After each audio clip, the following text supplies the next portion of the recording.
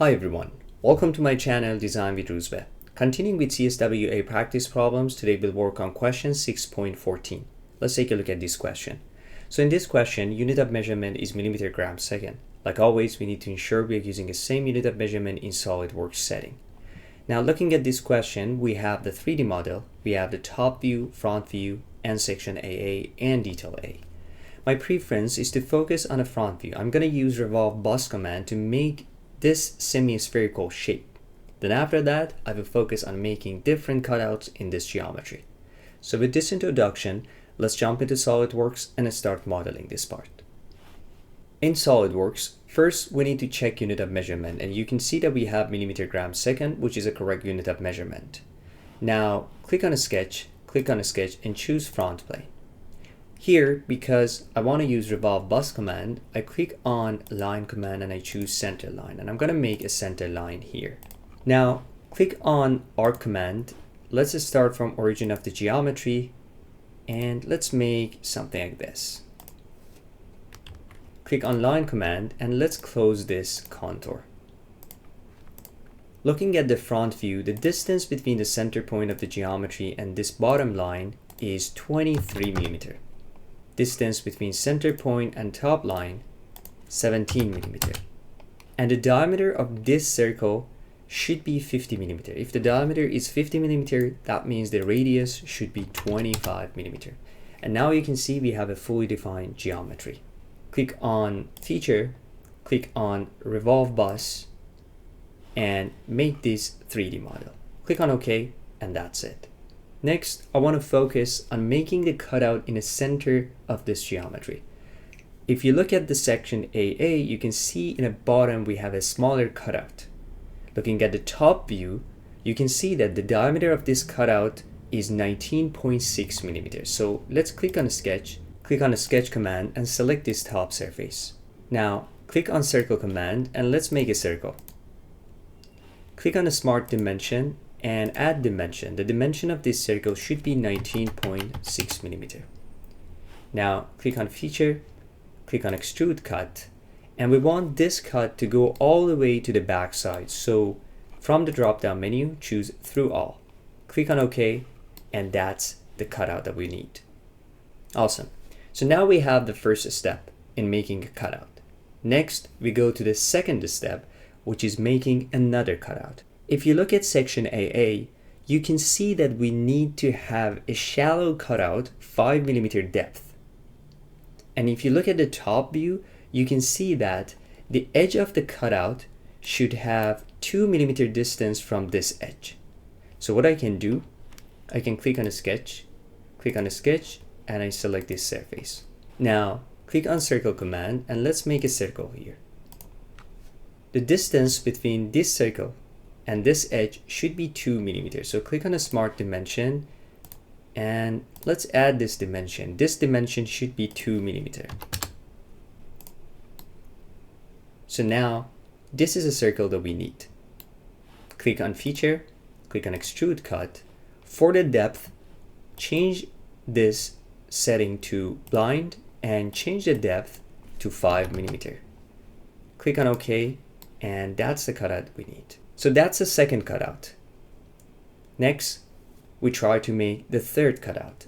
If you look at the top view, you can see that we have a cutout and we need to have a hexagon shape for that cutout. So what I can do, I can click on a sketch, and I select this surface. Now here, let's click on polygon command, make sure that you have 6 sides, and let's make a hexagon here.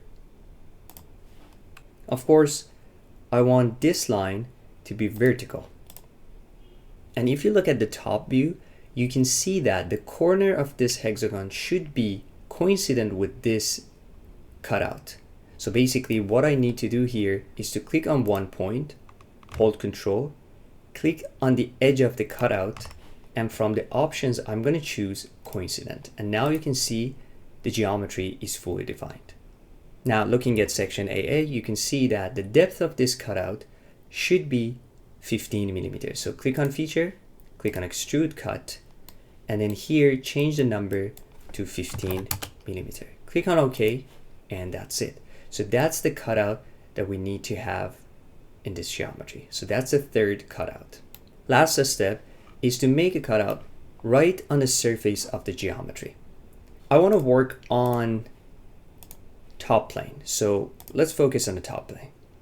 Now here, of course, because it's a symmetric cutout, let's have a symmetry line. And then let's click on rectangle command and let's make a rectangle. Of course, I want it to be symmetric, so I click on this line, hold Control, center line, this line, and from the options, I'm going to choose symmetric. According to detail A, the width of this cut should be 2 millimeters. So this is 2. Also, we need 1 millimeter distance between this line and edge of the circle. If you remember, I mentioned this before. In order to add this dimension, you can hold Shift, click on the line, click on the circle, and SolidWorks automatically gives you the distance between the farthest point of these two edges. So now you have this distance, click on it and change it to 1 millimeter. Okay, so now you have the geometry. Remember, this edge doesn't matter. As long as this geometry covers the main spherical region and you can have a full cutout on the outside of this geometry, you should be fine. So if you put it here, here, here, doesn't matter. Just don't put it right here. Okay, so now we have this geometry.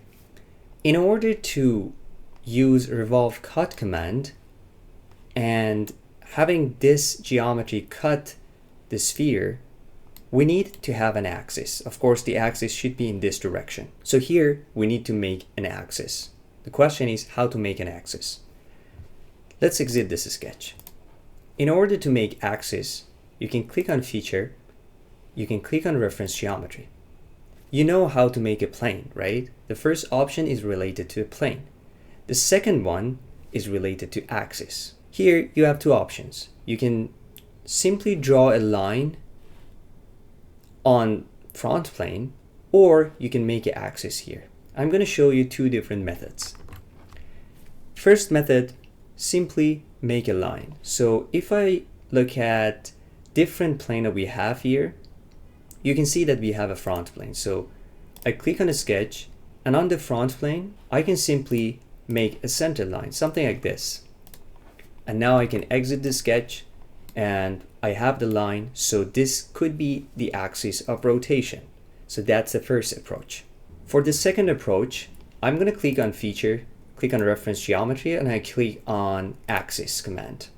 Here, all you need to do is to define two planes. If you define two planes, the intersection of those two planes can be considered as an axis. For example, if you click on this drop-down menu, you can see that we have a front plane, we have the top plane, and when you select both of these, SolidWorks automatically created an axis at the intersection of these two planes. Click on OK, and that's it. So now we have axis of rotation. Doesn't matter. Method 1, method 2, both of them are exactly the same. All you need to care about here is to have an axis of rotation. Now that we have axis of rotation, click on feature and then click on revolve cut command. And then here, just select this sketch 5. Now, for the axis of rotation, click on this box and choose axis 1, the axis that you see here. And now here you can see the preview of the revolve cut command. Of course, we don't need 360 degree. So change this number to maybe 100 degree. Make sure that it's passing through this point. And then click on direction 2. And same thing, keep it at 100 degree. And now you can see this is a preview of the cutout. Click on OK, and that's it. So that's the final geometry. Now, if I look at from the top view, you can see that this is exactly what we see in the top view in the question. And also, if you want to add a section view, you can click on section view, and let's change it to this view. And let's take a look at this section view. As you can see, this is exactly same as section AA. You can see that this is the main cutout, this is the hexagon shape, and this is the shallow cutout that we had, and this is the final cutout we made. Okay, I think that's pretty much it. We made the base of the geometry, we made a couple of cutouts, and now it's time to check the volume and make sure that this model is correct. Let's go back to the question and check the volume. In the question, you can see the volume here. The total volume for this question is 39,945 cubic millimeters. Now let's go back to SolidWorks model and check the volume for our model. In SolidWorks, in order to check the volume, you can click on Evaluate and then Mass Properties. And here you can see the total volume. The total volume for this model is 39,944 cubic millimeters. This number is slightly off. It's just the difference between this number and the final answer in the question is just 1 cubic millimeters. So I'm not really concerned about this, and I don't think that there's much we can do to fix that. This could be simply because of the different version of SolidWorks or the accuracy of the model, but personally I'm not really concerned about it because 1 cubic millimeter difference in almost 40,000 cubic millimeters is absolutely nothing. It's well within the marginal error, so you shouldn't be worried about it. And in exam, if you find this answer, you should be definitely able to find the correct answer. Okay, that's it. That's a wrap for this video. I hope you enjoyed it. If you have any questions or comment about this video, please leave comments down below. Thanks again for watching. My name is Rusbe. Hope to see you again soon in the next videos.